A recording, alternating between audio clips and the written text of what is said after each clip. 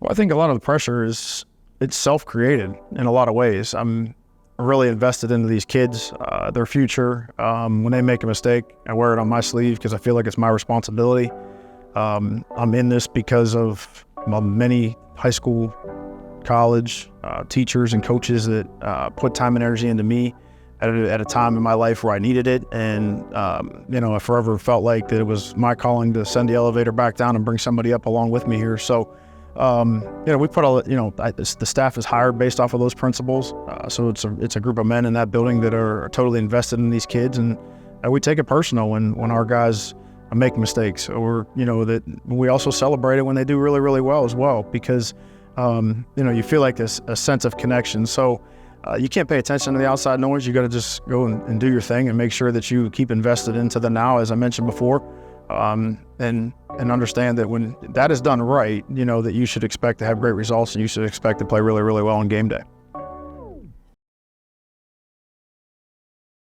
I can say it for the team, like, I know how Coach Kendall is with all players because I've seen him in different situations with different players. And Coach Kendall, the number one thing is about us being players is us growing as men. Like, that's his number one concern, no matter what it is how good we'll do, like how we will grow as men, how we will become off the field more than on the field. Because on the field, it's going to happen. Like, if you put in the work, it's going to happen. But he more worried about us off the field, and that's probably one of the main reasons why I ended up coming to UT. Is because of Coach Kendall and how much he respects his players off the field, and how much he wants us to grow as men and things like that. He's very honest. He's very personable. He cares about you as a person just as much as he cares about you as a player. And if you ever have anything you need, you can always go to him. And you don't have that a lot with head coaches. They're all football. Like, he supports you as a person. He wants what's best for you, whether it be on the football field or outside of football.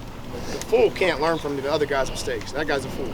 Okay, you should be able to learn from the other guys at your position on what's going down, okay, and handle that kind of thing. Fair? For us as coaches, I think he's very, interested in our growth. And so he makes sure that we have opportunities to grow and get better through professional development, whether it's going and spending time at OTAs with one of the NFL teams that are surrounding us, in our 4-hour radius, and making sure that we're able to sit in and take notes in those meetings and then bring that stuff back here and try and figure out how can we add those NFL techniques to what we do here. Coach Kendall and I go back a long way. So we both played at Mount Union. He's a few years younger than me.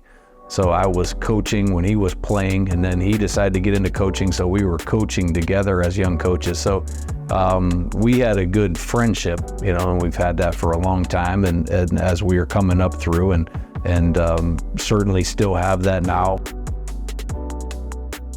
Obviously, 3 young kids under the age of 6, that occupies a lot of time when you're down and away from the building, and rightfully so. And that brings great joy to be around them and watch them grow up.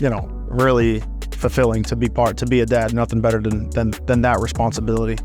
Occasionally, we'll get out on the golf course once in a while. An avid Boston Red Sox fan, so especially when they win.